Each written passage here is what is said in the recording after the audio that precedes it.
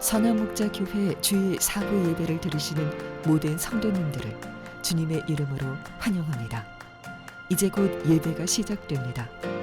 핸드폰 전원은 꺼주시거나 진동 모드로 전환해 주시고, 온라인으로 예배하시는 성도님들께서는 경건한 예배가 될 수 있도록 바른 자세와 복장을 갖추어 주시기 바랍니다.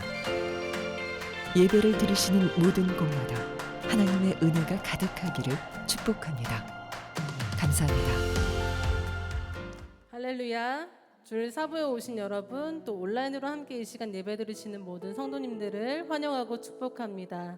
오늘도 자격 없는 우리를 불러주신 주님, 우리 자신을 바라보지 않고 오직 십자가의 보혈을 의지하여 함께 나가기를 소망합니다.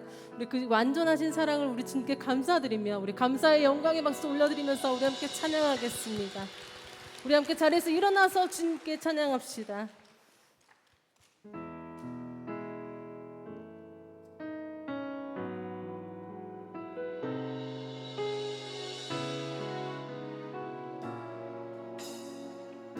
주의 보좌로 나아갈 때에, 주의 보좌로 나아갈 때에 어떻게 나가야 할까?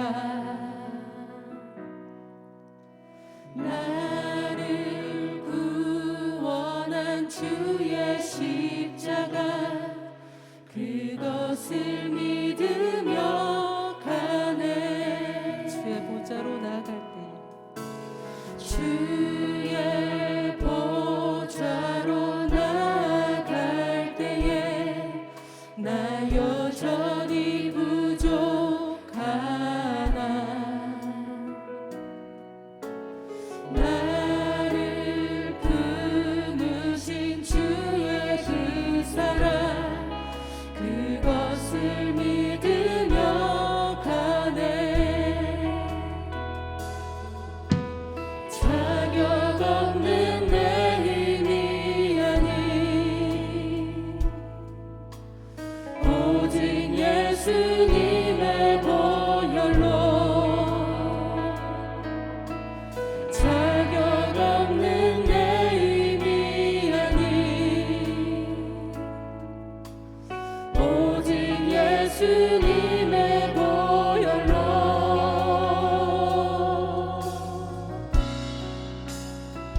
십자가의 보혈, 완전하신 사랑, 힘입어 나갑니다.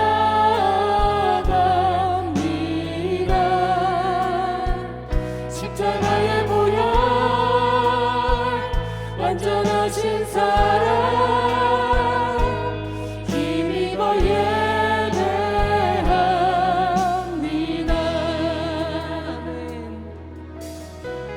주의 보좌로 나아갈 때에, 주의 보좌로 나아갈 때에 어떻게 나가야 할까?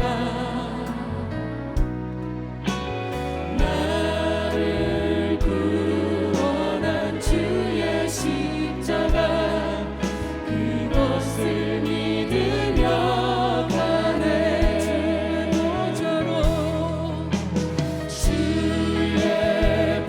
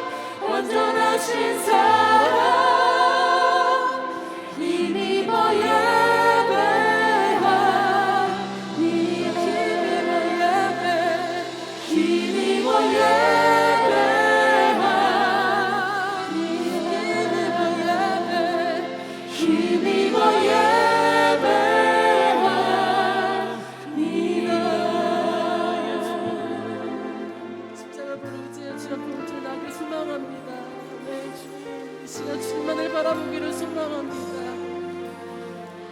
예수님을 바라봅니다. 예수님을 바라봅니다. 예수님을 바라봅니다.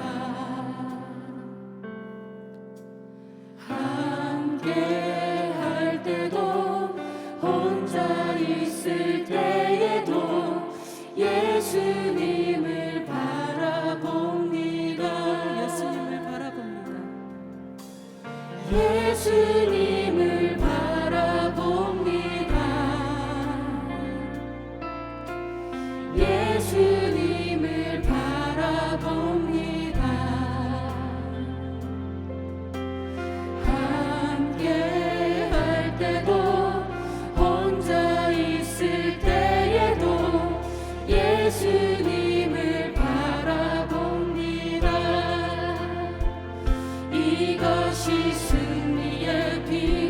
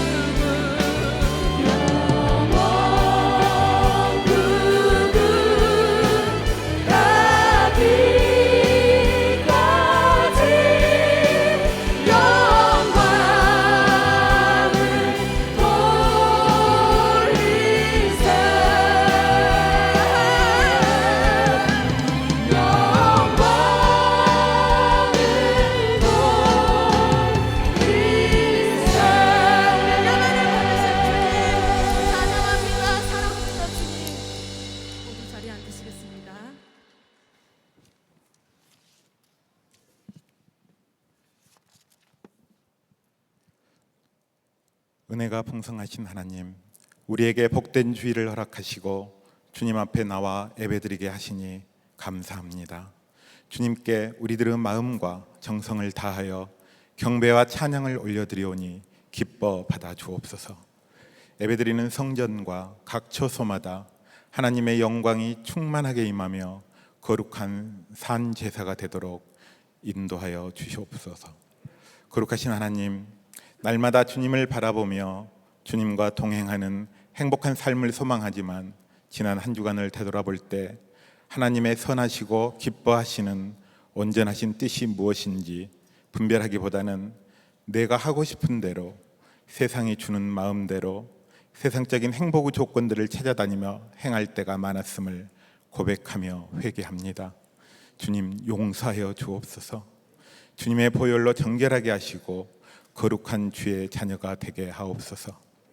예배드리는 우리 마음에 성령의 충만함을 부어주셔서 우리의 심령이 더욱더 주님을 사모하고 은혜를 갈망하며 주님 앞에 진실함과 정직함으로 나아가게 하옵소서. 하나님의 말씀이 우리의 삶의 실제가 되며 우리 안에서 역사하시는 성령님의 인도하심을 따라 살아가게 하옵소서. 사랑의 하나님, 오늘 단위에서 말씀을 전하시는 엄재현 목사님께 성령 충만함의 능력과 지혜를 부어주시사 어떻게 말과 달리기를 하겠느냐라는 제목으로 선포하는 말씀 가운데 성령님의 권능이 함께 하시사 듣는 우리들의 심령 가운데 주님의 음성으로 새겨져 삶 가운데 믿음과 순종의 열매가 맺어지는 역사가 있게 하여 주시길 원합니다. 예배를 위하여 헌신하는 손길들을 기억하시고 축복하여 주시사 기쁨으로 사명을 감당하게 하옵소서. 긍휼의 하나님, 기나긴 코로나 바이러스 감염 확산 사태로 인하여 지치고 상한 마음과 삶의 어려움으로 쇠약해진 육신과 질병으로 고통받고 있는 성도들에게 새 영과 새 힘을 부어주셔서 치료와 회복 은혜를 주시길 원합니다. 코로나 바이러스로부터 자유함으로 성전의 모든 성도들이 함께 모여 목소리 높여 주님을 찬양하고 경배하며 예배드리는 날이 속히 올 수 있도록 주님의 인도하심을 원하오며 살아 역사하시는 예수 그리스도의 이름으로 기도드립니다. 아멘.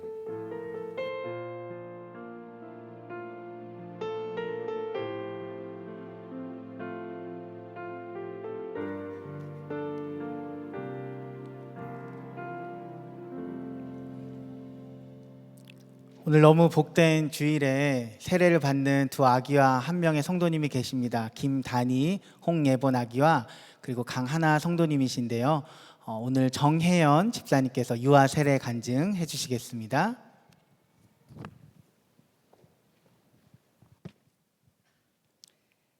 년 30년 이상 신앙생활을 했지만 교회 다니는 것이 예수님 믿는 것이라 생각했고 예수님의 부활은 저에게 막연한 역사적 사건일 뿐이었습니다.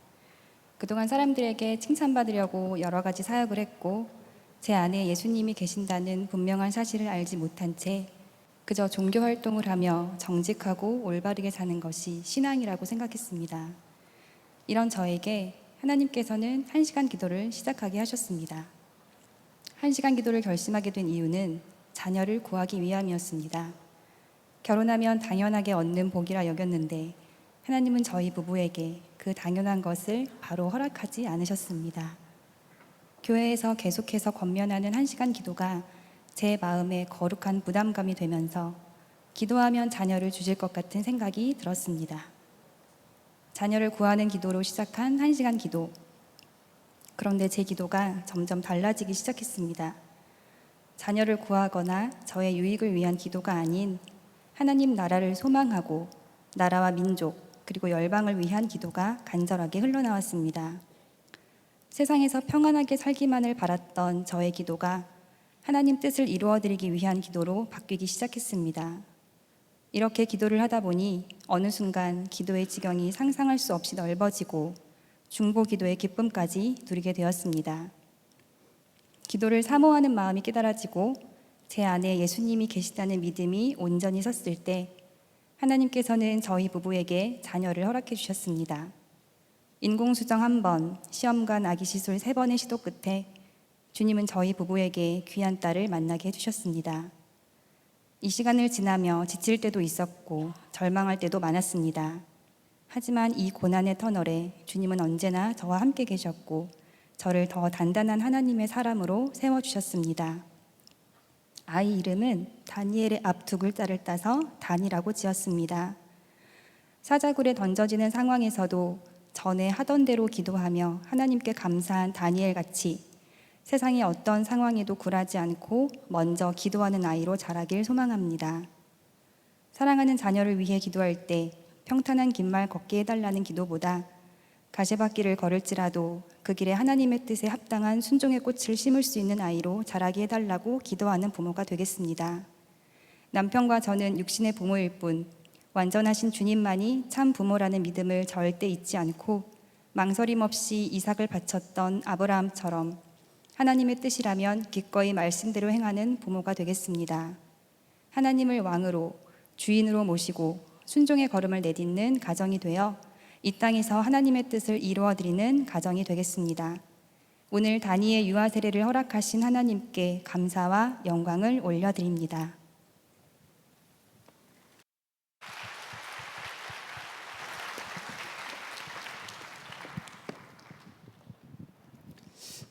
기도하겠습니다. 주님, 오늘 세례받는 김단희 아기, 홍예본 아기, 또 강하나 성도를 주님 앞에 올려놓습니다. 예수님을 구원자로 또 우리 인생의 주인으로 믿음의 고백을 하였습니다. 또 부모들이 이 일에 대하여 보증하였습니다.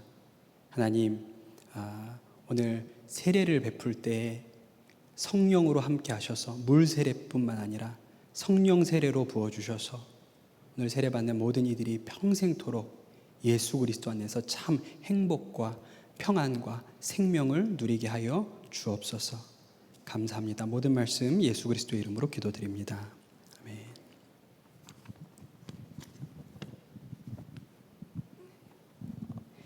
김단희, 내가 성부와 성자와 성령의 이름으로 세례를 주노라.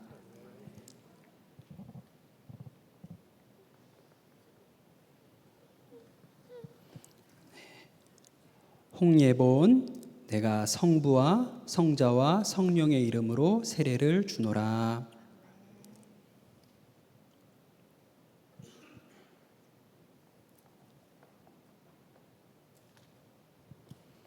강하나, 내가 성부와 성자와 성령의 이름으로 세례를 주노라.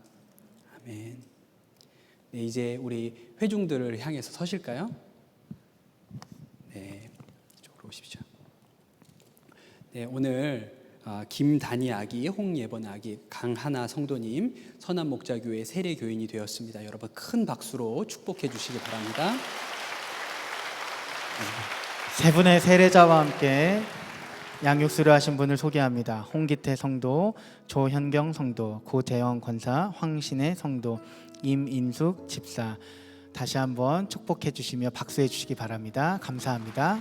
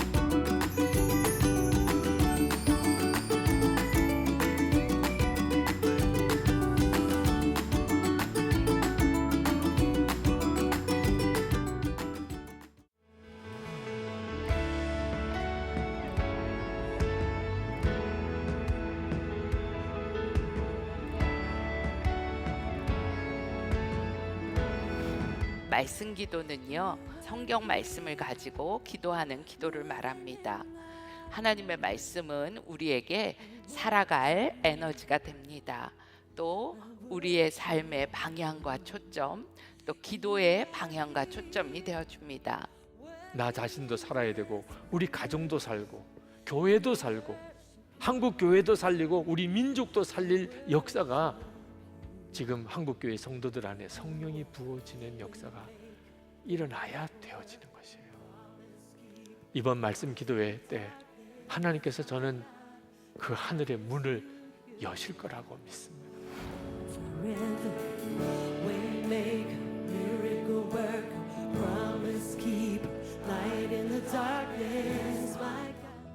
교회 소식을 알려드리겠습니다. 유재훈 집사, 김세연 집사 외 3명을 지역장으로, 우병관 집사, 김계순 집사 외 24명을 속장으로 임명합니다. 코로나로 인해 임명식은 진행되지 않습니다. 신임 임원분들을 축복합니다. 예수님 안에서 진정으로 마음을 열고 교제하며 하나 된 공동체로 세워지기 위해 예수 동행 속회로 모이고 있습니다. 2021 예수 동행 속회 신청이 오늘까지입니다. 문자 전송된 네이버 폼으로 개별 신청해 주시기 바랍니다. 매월 1일은 24시간 교회를 위해 중보하는 한몸 기도회 날입니다. 각자 있는 자리에서 또는 성전 기도로 참여하실 수 있습니다. 선한목자교회에 처음 오신 새가족 여러분을 환영합니다. 1층 새가족실에 가시면 교회 등록과 교회 생활에 대한 안내를 받으실 수 있습니다. 매일 1시간 기도와 예수 동행 일기를 통하여 주님과 동행하는 한 주 보내시기 바랍니다. 7월 1일부터 새 거리두기가 시행되면서 7월 2일 금요 성령 집회부터는 1000명의 예배자들이 예배 드릴 수 있게 됩니다. 기존대로 주일 그리고 금요일 예배를 원하시는 분들은 홈페이지에서 꼭 신청해 주시기 바랍니다. 그럼에도 본당이 찰 경우에는 부속실로 이동하셔야 될 수도 있습니다. 그러니 여러분 예배를 사모하는 분들은요, 기도하는 마음으로 더 일찍 오셔서 예배를 준비하시고 예배 자리를 사모하는 마음을 가지고 나오시기를 바랍니다.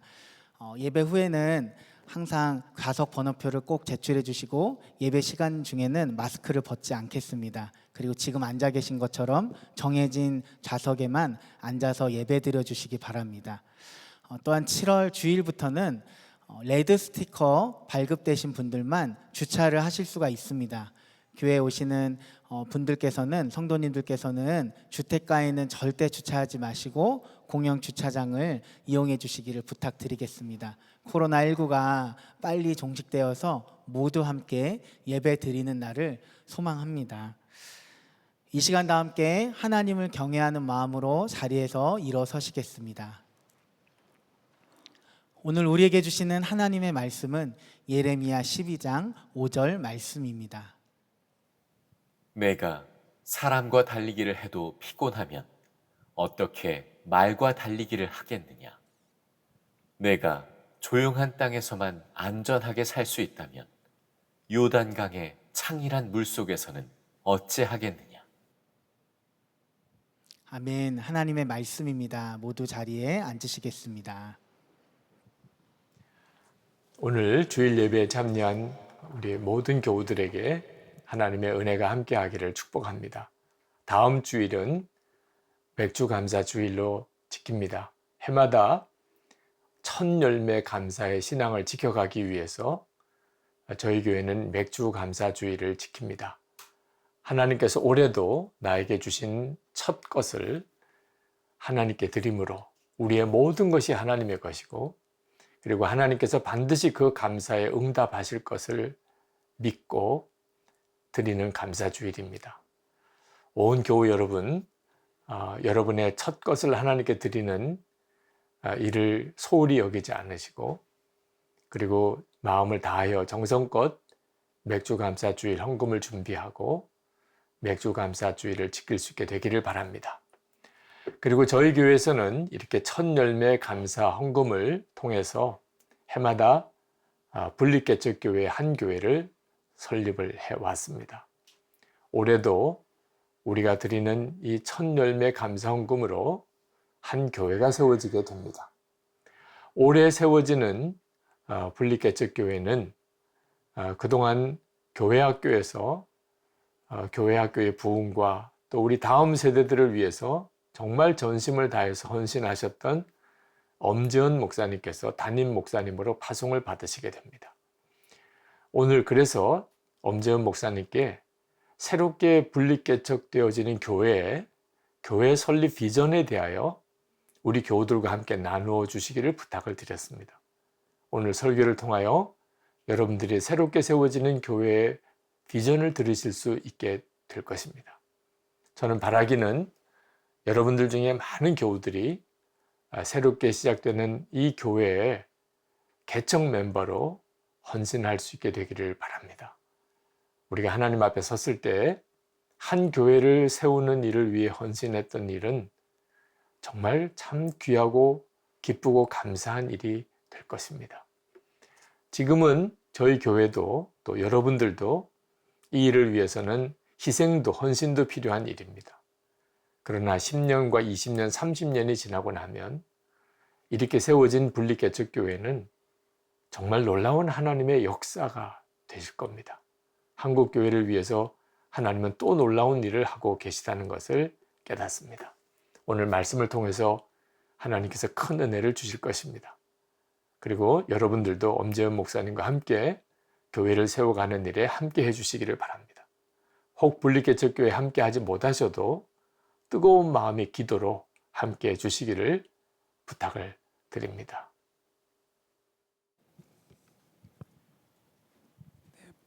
네, 목사님이 소개해 주신 엄지현 목사입니다. 네, 오늘 갑작스럽게 제가 주일 설교를 하게 되었습니다. 저에게는 어려운 일인데요. 그런데 그 설교가 일종의 고별 설교가 되겠습니다. 좀 충격적이죠. 예. 그런데 그 고별 설교를 하고도 한 5개월 이상을 제가 여러분들을 계속 만나게 될 겁니다. 그러니까 아주 당황스러운 설교를 제가 오늘 쉽지 않은 설교를 하게 되었습니다. 담임 목사님께서 급하게 올해 분립개척을 하게 될 저에게 개척에 대한 비전을 성도들하고 나누면 좋겠다고 얘기하셔서 오늘 강단에 서게 되었습니다. 당장 개척하는 것은 아니고요. 연말 정도에 이렇게 분립개척을 진행하게 될 것 같습니다. 오늘 비전을 나누는 시간인데요. 잘 나누면 좋겠습니다. 제가 2019년 12월에 수요 예배 때 예레미야서로 4번의 설교를 했던 일이 있습니다. 그때 그 4번 시리즈의 제목을 최악의 시대 최선의 삶이라고 그렇게 붙였습니다. 예레미야는 성경 전체를 통틀어서도 정말 어려운 시절에 살았던 최악의 시대에 살았던 그런 예언자입니다. 그럼에도 불구하고 최선의 삶을 살았던 사람이죠. 그런데 지금 와서 생각해 보니까 2019년 12월은 최악의 시대가 아니었습니다. 그때도 우리는 최악이다 이렇게 얘기를 했는데 지금 와서 돌이켜 생각해 보면 아직 팬데믹이 시작되기 전이었거든요. 그러니 모든 일상이 정상적이었고 실제로는 아무런 문제가 없이 우리가 살아가던 그런 때였습니다. 그리고 한 달 뒤에 그 설교가 끝나고 한 달 뒤에 이 세계가 다 뒤바뀌게 되었죠. 사실은 작년에 분립개척이 예정되어 있었습니다. 작년 한 해 코로나 상황이 혼란스럽고 쉽지 않았기 때문에 분립개척이 미루어졌습니다. 저를 잘 아시거나 혹은 교회 돌아가는 사정을 잘 아시는 성도님들은 저를 볼 때 개척을 언제 하느냐 혹은 이런 시절에 어떻게 개척을 할 수 있겠나 그렇게 걱정을 하셨습니다. 그렇게 걱정스러우시면 같이 가시면 되죠. 준비가 잘 되고 있냐고 물어보시는 분들이 많았는데 사실 제 마음은 도리어 무슨 준비를 해야 되냐고 물어보고 싶은 심정일 때가 분립개척이 한 해 미루어지는 결정이 되었을 때 제 손을 꼭 잡으면서 너무 잘 되었다고 그렇게 이야기하시는 분도 여럿 계셨습니다. 그리고 한 해가 지나서 오늘 이렇게 여러분 앞에서 분립개척교회에 대해서 나누는 설교를 하게 되었습니다. 저는 오늘 이 시간에 2019년 12월에 나눴던 최악의 시대 최선의 삶, 그 말씀을 다시 한번 여러분과 나누고 싶습니다. 왜냐하면 정말 최악의 시대를 살아가는 성도님들이 많이 있기 때문에 그렇습니다. 예레미야는 우리에게 그렇게 익숙한 선지자는 아닙니다. 구약 성경 전체를 통해서 가장 험난한 시대를 살았고 또 어려운 일을 많이 당했던 그런 예언자입니다. 엘리야나 엘리사 선지자의 삶을 보면 기적이 넘쳐납니다.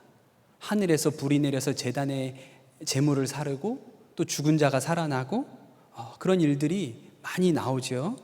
그러나 예레미야서는 굉장히 긴 성경임에도 불구하고 처음부터 끝까지 단 한 번의 기적도 일어나지 않습니다. 그저 예레미야는 온몸으로 그 고난의 시절, 어려운 시절을 부딪혀 나갔던 사람입니다. 예레미야는 남유다 요시야 왕 때부터 시드기야 왕 때까지 예언 활동을 했는데 요시야 왕 때는 영적인 부흥이 일어나고 개혁이 일어나고 그런 것도 봤지요. 그러나 그 부흥과 개혁이 금방 사그라드는 것을 본 사람입니다. 그리고 남유다가 바벨론의 침입으로 인해서 백성들이 포로로 끌려가고 예루살렘 성이 회파되고 성전이 불타는 그 모든 것을 가까운 거리에서 지켜본 그런 예언자였습니다. 이렇게 엄혹한 시절에 예레미야가 했던 예언은 당시로서는 그렇게 희망적인 것이 아니었습니다. 예레미야의 예언은 헛된 희망을 버리라는 것이었습니다. 유다는 멸망당할 것이다. 살아남기 위해서는 바벨론 앞에 바짝 엎드려야 한다. 그것이 예레미야가 했던 예언의 주된 내용입니다. 그러니 당시의 사람들에게 예레미야는 마치 매국노처럼 보이기도 했습니다. 예레미야 1장을 보면 하나님께서 예레미야를 선지자로 부르시는 말씀이 나옵니다. 1장 5절인데요.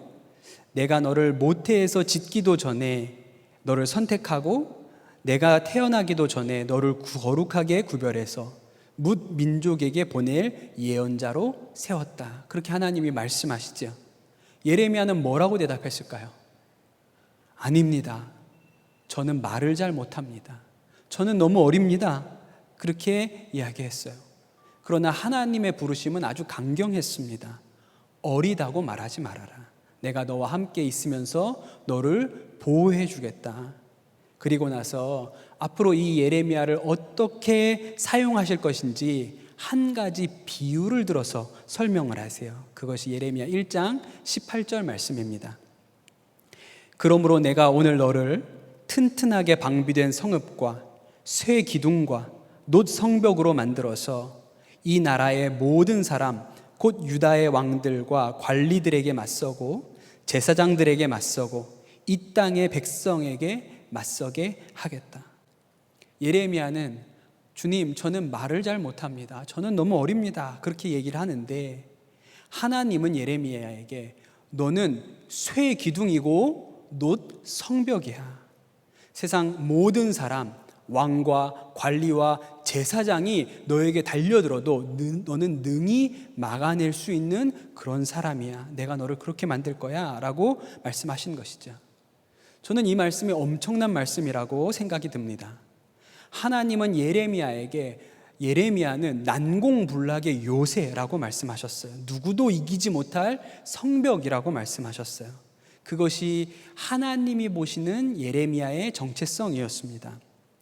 그리고 예레미야는 실제로 그렇게 살지요. 사랑하는 성도 여러분, 우리는 어떻습니까? 우리는 자주 힘들다고 말합니다. 그리고 힘이 없다고 말합니다. 제가 교육 목사를 하면서 연말이면 신임 교사 지원을 받습니다. 그리고 신임 교사로 지원하신 분들을 모아놓고 신임 교사 교육을 하죠. 제가 첫 번째 강의를 하는데 교사의 7계명, 선한 목자 교사가 지켜야 되는 7가지 계명에 대해서 강의를 합니다. 1계명이 뭘까요? 맡겨진 학생을 내 몸과 같이 사랑하라? 아니요, 그런 거 아닙니다. 1계명은 이런 거예요. 선한 목자 교회 교사는 중간에 그만두지 않습니다. 이게 1계명입니다. 중간에 그만두니까요. 힘든 일이 생기면 교사를 그만두겠다고 하는 일이 심심치 않게 일어납니다. 그런데 아이들의 입장에서 본다면 선생님이 중간에 그만두는 일은 마치 버림받은 것 같은 느낌이 들기도 하고, 또 교회에서 너네는 그렇게 중요한 사람이 아니야 라는 메시지를 주는 것 같은 상황이 되는 것이죠. 그래서 중간에 그만두면 안 됩니다. 그런데 이상한 것은 힘들다고 하는데 교사를 해서 힘든 것은 아닌 것입니다.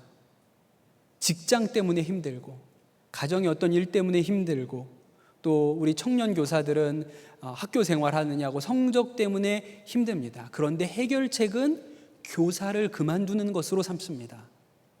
제가 알려드리죠. 교사를 그만둔다고 힘이 생기지는 않습니다. 여러분, 이렇게 너무 힘들어요, 좀 그만두고 싶어요 라고 말하는 우리에게 하나님은 뭐라고 말씀하실까요? 아니야, 너는 쇠 기둥이고 놋 성벽이야. 그렇게 이야기하시죠.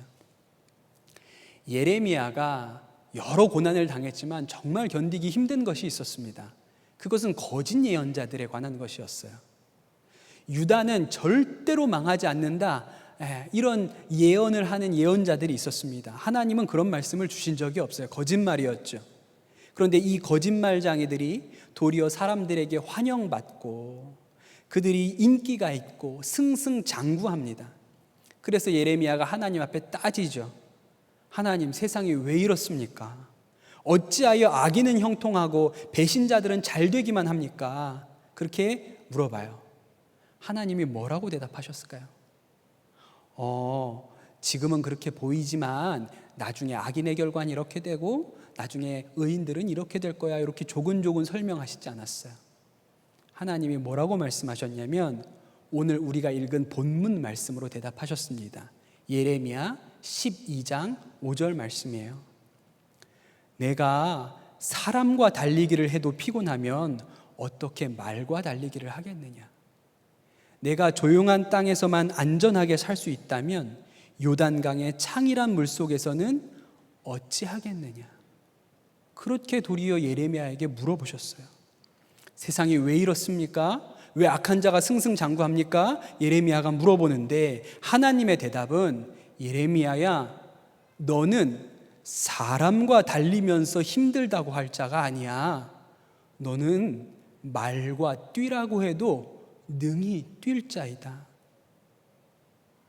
사랑하는 성도 여러분, 우리는 사람과 달리기를 하면서 피곤하다고 말할 사람들이 아닙니다. 우리는 말과 뛰라고 해도 능히 뛸 수 있는 사람들이에요. 우리는 안전한 땅에서나 살 수 있는 사람들이 아닙니다.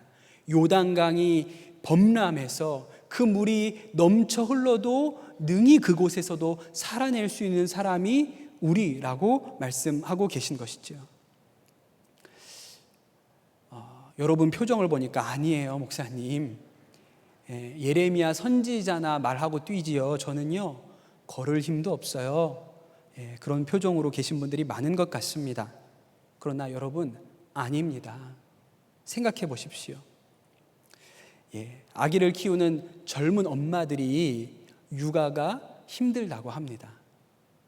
맞습니다. 육아는 힘들어요. 제가 본 일 중에 세상에서 제일 힘든 게 육아 같습니다. 이거는 끝이 안 나잖아요.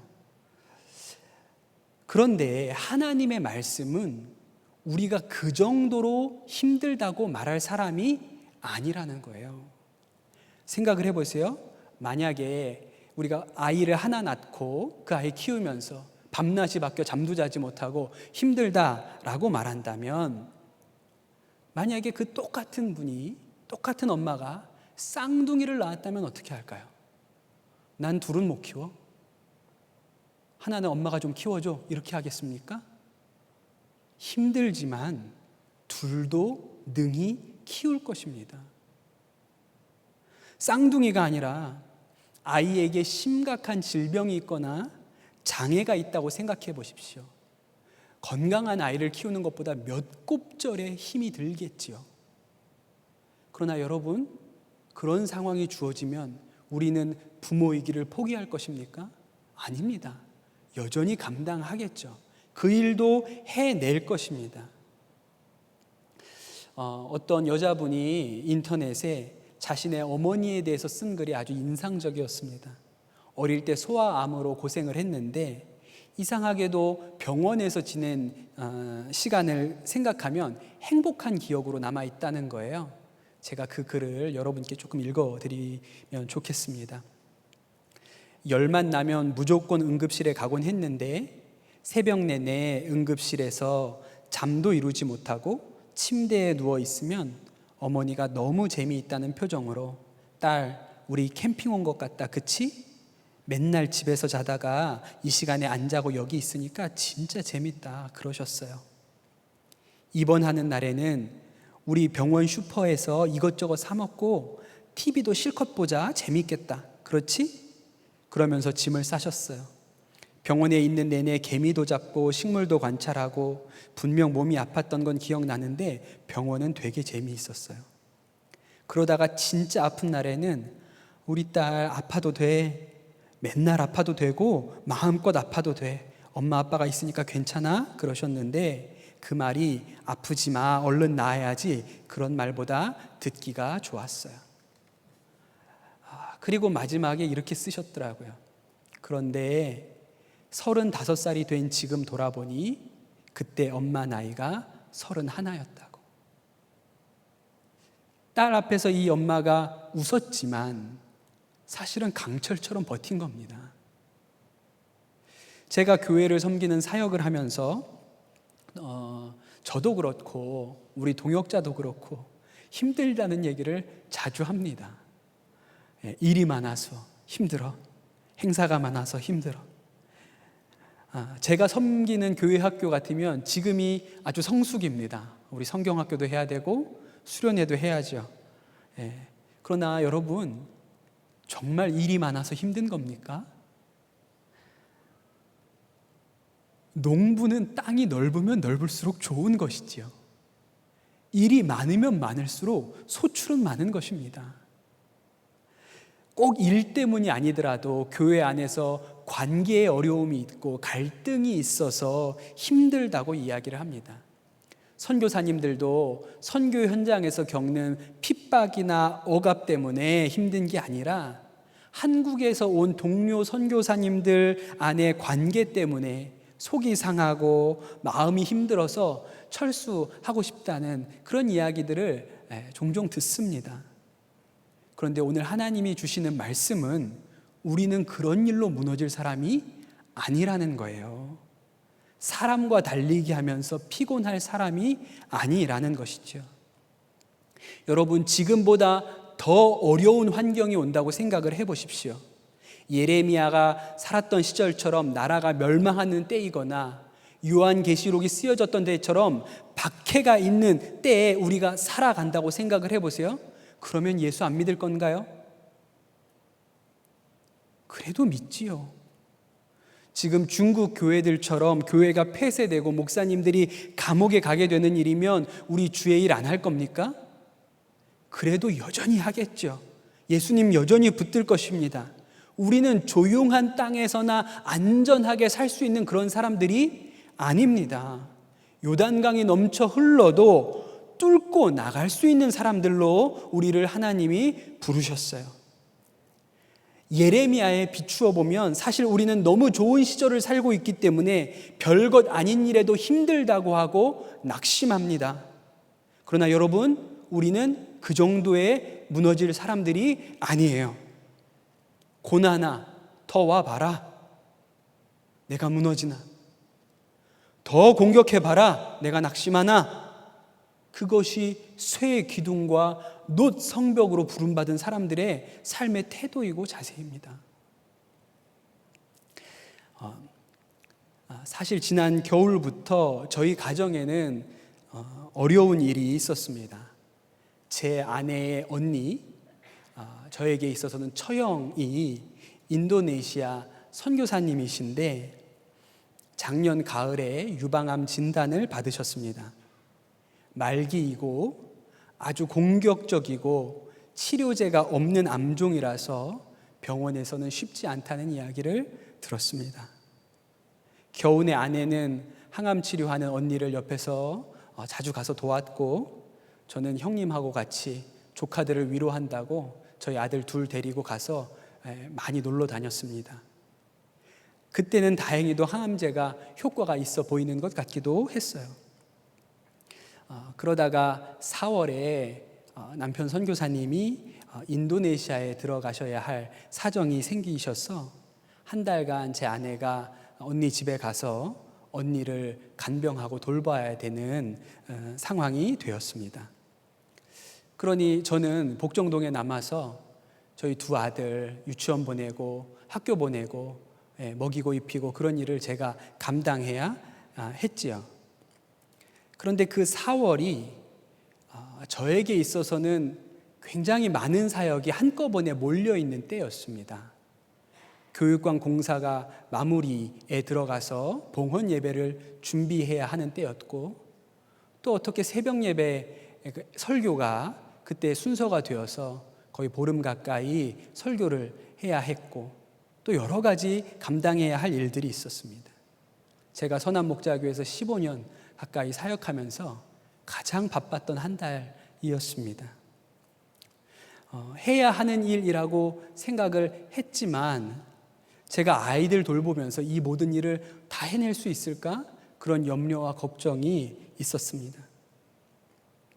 그렇게 아내가 처형 집으로 떠나고 제가 이제 아이들을 홀로 챙겨야 되는 날, 혼자서 아이들을 등교시켰던 첫날이었습니다. 아침을 먹이고 내려와서 아이들을 차에 태웠는데 시동이 안 걸리는 거예요. 한 번도 그런 일이 없었거든요. 애들 학교 시간은 오는데 차에 시동이 안 거니까 너무 당황스러웠습니다.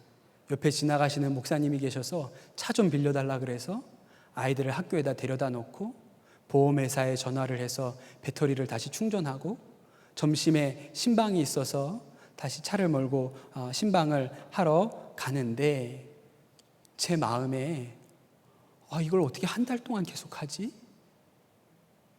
할 수 있을까? 그런 생각이 들었습니다. 지금도 너무 생생한데 그때 차가 교차로에 신호에 걸려서 서 있었던 순간인데 하나님께서 그 순간에 너무나도 분명하게 제 마음에 한 가지 생각을 넣어주셨어요. 살아있으니까 하는 일이 아니냐? 그렇게 한마디를 하셨습니다. 제가 지금 고생을 할 것 같은데 한 달 동안 살아있으니까 고생을 한다는 거예요.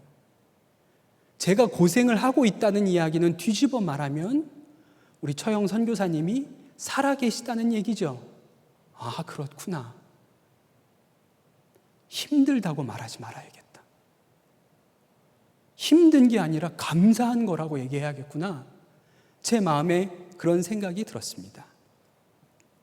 그렇게 하나님께서 한 달 동안 저에게 힘을 주셔서 교회에서 맡겨주신 일들도 다 감당했고, 그렇게 한 달에 아이들도 잘 돌볼 수가 있었습니다. 그러나 안타깝게도 처형 선교사님의 상황은 더 안 좋아져서 입원을 하시게 됐고, 가족 면회가 금지된 상황에서 병원으로부터 임종을 준비하라는 이야기를 들었습니다. 그러나 또 하나님께서 기적같이 살려주셔서 가족들 품에서 한 달을 더 사시다가 2주 전에 하나님께 부름을 받았습니다.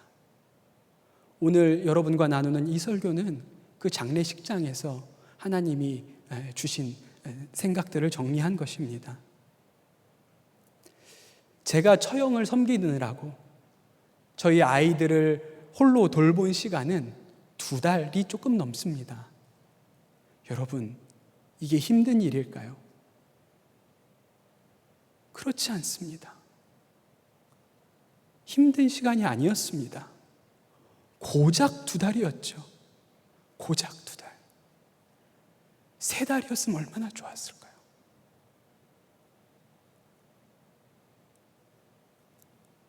네 달이었으면 얼마나 더 좋았을까요? 제가 2 아들과 지내면서 하루는 자기 전에 저희 8살짜리 큰아들한테 물어봤어요. 혹시 엄마가 없어서 힘들지 않냐고. 그랬더니 우리 아들이 저를 이렇게 쳐다보더니 이러는 거예요. 아니? 아빠가 더 힘들 것 같은데? 제가 너무 깜짝 놀랐어요. 기가 막힌 대답을 얘가 하더라고요. 그래서 제가 아들한테 물어봤습니다. 아빠가 힘들어 보여? 뭐가 힘들어, 아빠가? 그랬더니 우리 아들이 하는 얘기가 아빠 맨날 우리 밥 해주고 설거지하고 빨래하고 아빠 일할 시간도 없잖아. 그러더라고요. 제가 한번 저희 아들한테 얘네가 딱 4시만 되면 오니까요. 야, 너네는 어떻게 이렇게 4시만 되면 오냐? 아빠는 일할 시간이 없다 이렇게 한번 얘기했거든요. 그 얘기를 기억하고 있는 거예요. 그래서 제가 아들한테 아들, 아빠 안 힘들어. 아빠 하나도 안 힘들어. 아빠 있잖아, 너무 행복해. 너무 좋아. 그렇게 얘기를 했어요. 사랑하는 성도 여러분, 힘든 일 많으시죠? 근데 진짜 힘든 겁니까? 몇 년 전에 우리 처형 내외 사역하시는 인도네시아에 제가 안식월을 맞아서 처음 한번 가봤습니다. 한 달 동안 지내다가 왔는데 저는 인도네시아에서 선교하신다고 그래서 어디 에메랄드 바다 옆에 야자수 밑에서 그런 사역하시는 줄 알았어요. 가보니까 전혀 그런 게 아니더라고요. 저는 도착한 날부터 빨리 안식월이 끝났으면 좋겠다. 집에 가고 싶다. 그런 생각을 했습니다. 10년이 넘게 인도네시아에서 사역하시면서 그 중에 3년 동안 비자가 나오지 않아서 고생하셨던 이야기를 들었습니다. 2달에 한 번씩 비자를 새로 받기 위해서 주변의 다른 나라에 갔다가 다시 들어오는 일을 매 2달마다 반복해야 했던 거예요. 그런 삶을 3년을 살았다고 이야기를 들었습니다.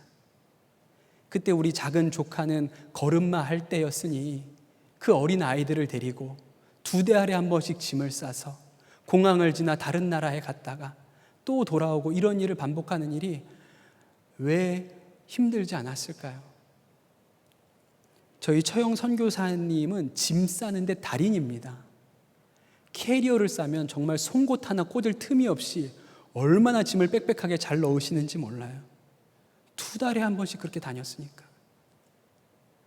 비자 여행이라고 하지만 숙박비를 아낀다고 그 찾아간 도시의 한인교회에 가서 침낭을 깔고 그 아이들 데리고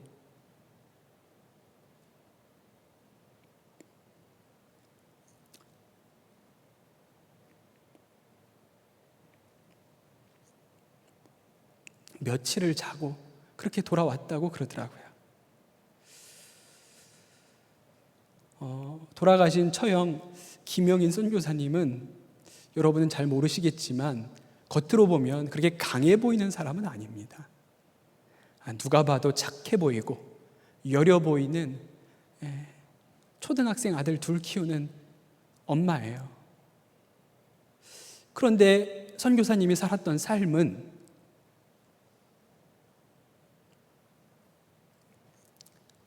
사람과 달린 게 아니었습니다. 말과 함께 뛰었죠. 그렇게 짧은 생에 주님 위해서 헌신하다가 부름을 받았습니다. 선교사로 부르신 하나님께서 그렇게 살아갈 수 있는 힘과 능력을 부어 주셨던 것이죠. 지금 생각해 보니까 그렇습니다. 제가 선한목자교회에 23살에 전도사로 와서 이제는 41살이 되었습니다. 좋은 교회에서 사역해야 했기 때문에 선교사님의 비교한다면 고생이랄 것도 하나도 없었습니다. 그런데 그 중에 10년은 제가 교회 학교를 담당하는 목사로 살았어요. 해마다 겨울, 여름이면 우리 학생들 데리고, 아이들 데리고 성경학교하고 수련회하고 그렇게 했습니다. 보통은 한 시즌에 3번에서 4번, 정말 많이 할 때는 7번도 했던 것 같아요. 오늘도 고별 설교 하는데 사실은 어제까지도 성경학교 준비 많이 했습니다. 또 성경학교 때 아이들을 설교할 것도 영상 찍어야 되고 할 일이 많아요. 좋은 일만 있었던 것은 아닙니다. 제일 많이 움직였을 때는 1000명이 넘게 한꺼번에 갔으니까 사건도 많았고 사고도 많았습니다. 이 자리에서 다 말할 수가 없겠죠.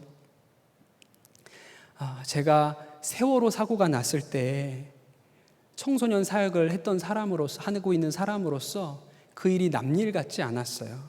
그리고 나서 그 세월호 사고를 보면서 제가 마음에 한 가지 다짐을 했습니다. 혹시라도 우리 아이들 데리고 나갔다가 무슨 일이라도 생기면 살아 돌아올 생각은 하지 말아야겠다. 그렇게 마음을 먹었고 아이들 데리고 갈 때마다 그 생각을 했습니다. 어디 가든지 혹시 불이라도 날까 봐 대피로는 잘 되어 있는 건지, 또 문은 다 열려 있는지, 소화기 위치는 어딘지 늘 확인하고 점검했지요. 아이들 여름에 물놀이 좋아하니까 물에 들어가 있으면 수영장에 집어넣어 놓으면 저 발치에서 끝날 때까지 혹시 누가 넘어지지는 않는지, 누가 물에 빠지지는 않았는지 늘 지켜보았습니다. 책임감이 무거웠어요. 그런데도 단 한 번도 빼놓지 않고 그 모든 성경학교와 수련회가 다 좋았습니다. 다 좋았어요. 왠지 아세요?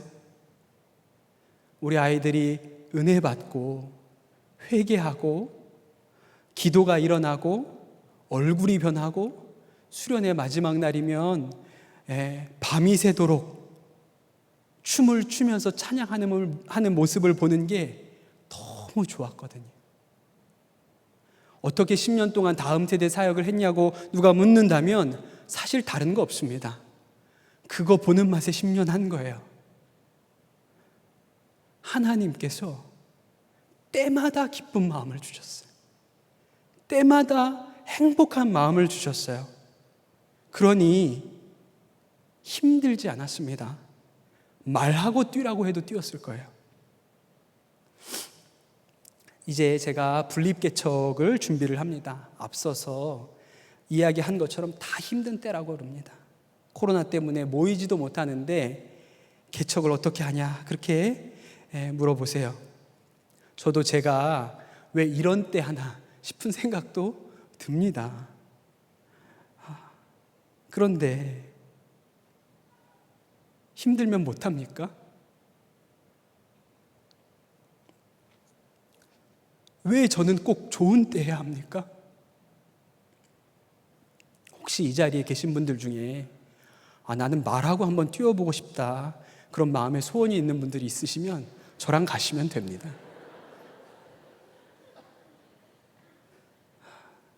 내가 조용한 땅에서만 안전하게 살 수 있다면 믿는다고 할 수 있느냐?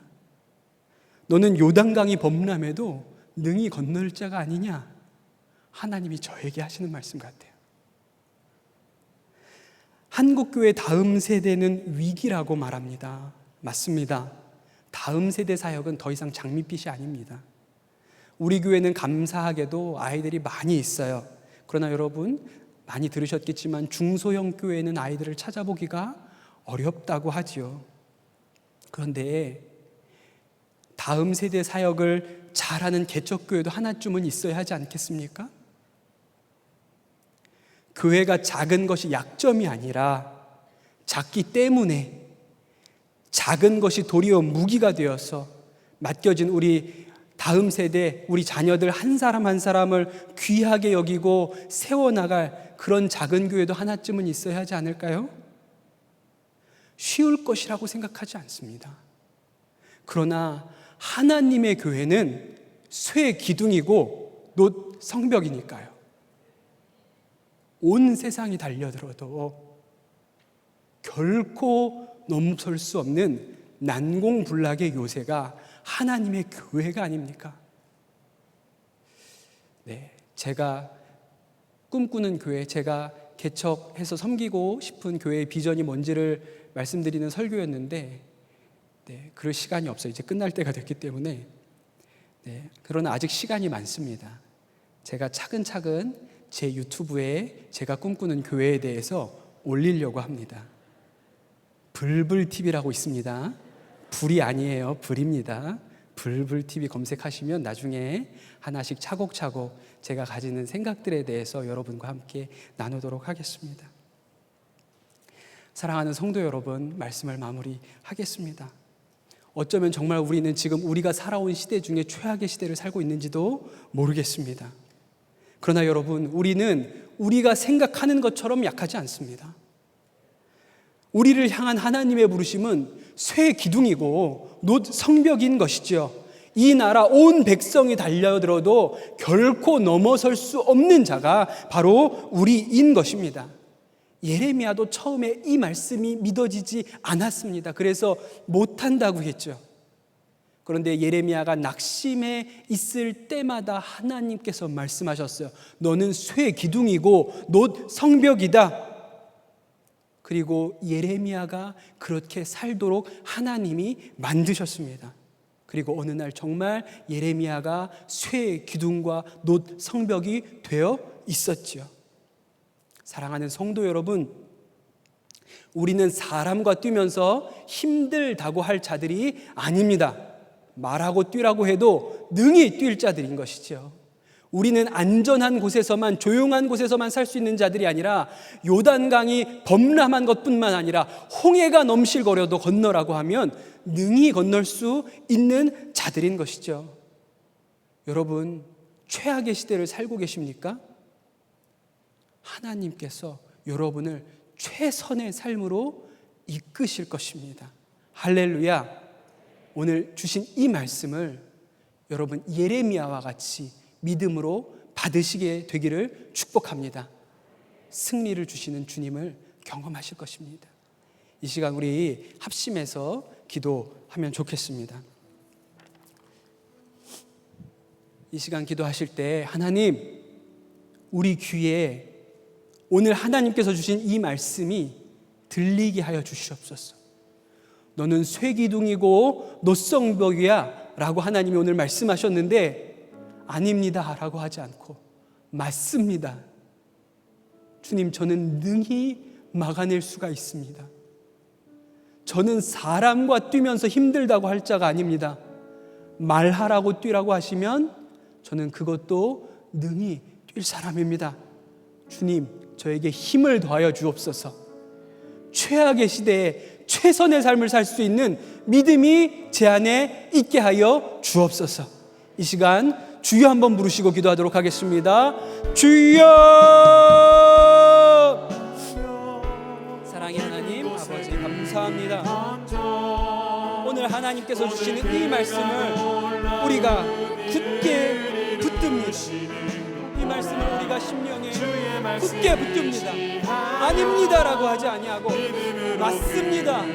저는 쇠 기둥이요 놋벽입니다. 하나님, 저는 난공불락의 요새이니 하나님, 이 세상이 나를 향해 달려들어도 능히 이겨낼 수 있는 힘이 내 안에 있습니다. 주여, 믿는 자에게 힘 주시는 주님이신 것을 고백합니다. 주님, 우리 성도들이 이 어려운 시절 살아갈 때, 최악의 시절을 살아갈 때 하나님, 사람과 다니면서 힘들다고 하지 아니하고 말과 달려도 이길 수 있는 자들이 되게 하여 주시옵소서. 주님, 우리는 어쩌면 지금 최악의 시대를 살아가고 있는지도 모르겠습니다. 그러나 우리 하나님은 이 시대에도 능히 우리를 살아내게 하시는 분이신 줄로 믿습니다. 주여, 우리가 어려운 시절 지나갈 때 하나님께서 우리를 놋성벽이라고 쇠 기둥이라고 부르신 그 부르심이 우리 귀에 들리고 마음에 믿어지는 은혜가 임하게 하여 주시옵소서. 사람과 뛰면서 힘들다고 하지 않고 말과 달려도 능히 이길 수 있는 힘과 능력을 당신이 사랑하는 자녀들에게 부어 주옵소서. 특별히 저 북한의 교회들을 위하여 기도합니다. 70년 동안 잔인한 핍박 가운데 살아가고 있는 저 북녘 교회를 불쌍히 여겨주시고 그들의 삶이 하나님께서 놋성벽과 쇠 기둥으로 부르신 이 말씀의 증거가 되게 하여 주시옵소서. 억류 중에 있는 김정욱 목사님, 김국기 목사님, 최춘길 선교사님, 장문석 집사님께 주여 힘을 주셔서 온 세상이 달려들어도 이겨낼 수 있는 믿음이 있게 하여 주시고, 하나님, 우리가 기도하는 것처럼 저 북한의 문이 열리고 이 우리 목사님들과 선교사님들이 가족들의 품으로 돌아오는 일이 속히 오게 하여 주옵소서. 열방에 흩어져 있는 선교사님들을 주님 앞에 올려놓습니다. 병마의 모든 위협과 권세로부터 하나님 지켜 주시옵소서. 마음의 우울과 낙심이 떠나가게 하여 주시고 그 선교지에서 놋성벽 쇠기둥으로 살아낼 수 있는 힘을 더하여 주옵소서. 안타깝게도 선교지를 두고도 갈 수 없는 선교사님들이 많이 있습니다. 이 고국 땅에 있을 때 하나님 힘을 더하여 주옵소서. 위로를 더하여 주옵소서. 능력을 더하여 주옵소서. 마음의 힘을 얻고 선교지로 다시 나가 하나님을 위하여, 하나님 열방을 위하여 또 한번 자신을 불살라 전제와 같이 드릴 수 있는 믿음의 힘과 용기를 더하여 주옵소서. 하나님, 우리 성도들을 기억하여 주시고 하나님, 믿음의 선한 싸움을 싸워나가면서 낙심치 아니하고 하나님이 주신 힘으로 이겨나가는 믿음의 증인들이 되게 하여 주옵소서. 하나님, 오늘 주신 말씀이 마음판에 새겨지고 뿌리 내리고 열매 맺어 우리도 예레미야처럼 어려운 시절을 능히 최선의 삶으로 바꿔내는 은혜가 있게 하여 주옵소서. 감사합니다. 모든 말씀 우리 주 예수 그리스도의 이름으로 기도합니다. 네, 우리 다 함께 자리에서 일어나서 하나님께 찬양 올려드리면서 예물 드리겠습니다.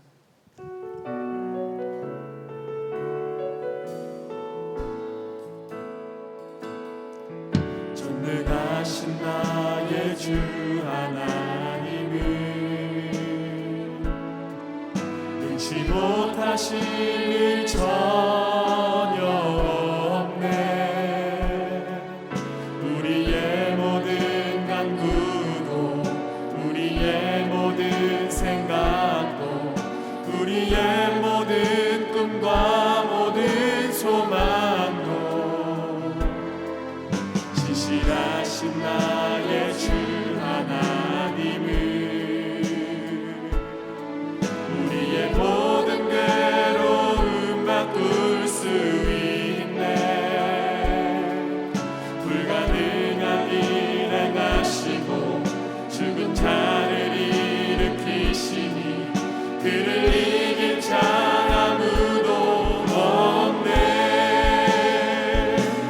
주의 말씀을 의지하여 깊은 곳에 금을 던져 오늘 그가 놀라운 일을 이루시는 것 보라.